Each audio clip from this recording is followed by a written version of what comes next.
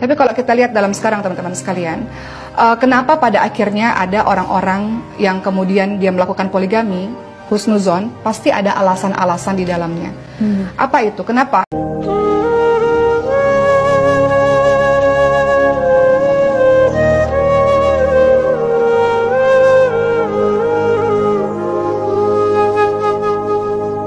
Ya, kita sudah tahu poligami itu tidak mudah, tapi banyak sekali yang berani menjalankan itu. Ini bagaimana menyikapi fenomena seperti ini, Umar? Ya, kita lihat dulu ya contoh teladan kita Nabi Muhammad SAW. Beliau itu monogami, punya satu istri, 25 tahun bersama dengan Siti Khadijah radhiyallahu anha.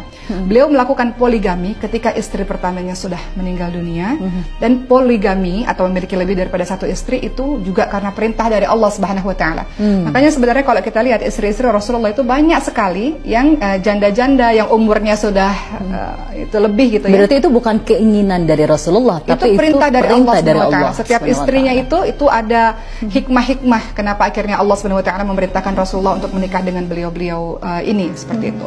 Kalau kita lihat Rasulullah SAW itu poligami 11 tahun teman-teman sekalian, monogaminya 25 tahun. Artinya Rasulullah lebih banyak menghabiskan hidupnya ini dengan memiliki satu istri. Tapi kalau kita lihat dalam sekarang teman-teman sekalian, kenapa pada akhirnya ada orang-orang yang kemudian dia melakukan poligami, husnuzon, pasti ada alasan-alasan di dalamnya. Apa itu? Kenapa? Hikmah poligami itu apa sih sampai Allah membolehkan poligami?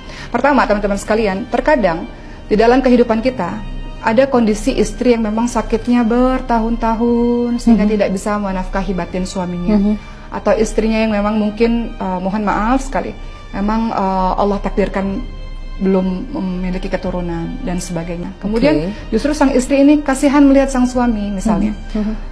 Misalnya saya sakit menahun suami saya tidak bisa nafkahi batin, sementara saya tahu dia perlu, misalnya begitu ya.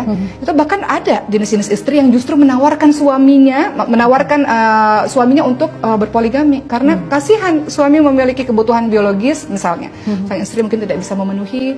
Jadi bahkan ada istri-istri yang justru menyuruh suaminya karena menyadari atas hal itu ya, untuk suaminya menikah lagi. Itu bisa menjadi alasan akhirnya seseorang bisa poligami. Atau kita juga lihat poligami ini bisa juga untuk ya tadi menghindarkan perbuatan zina. Kalau memang ya kita nggak pernah tahu ya, mungkin ada jenis laki-laki yang memang ini solusi juga ya untuk menghindari perzinahan. Betul, itu juga seperti itu.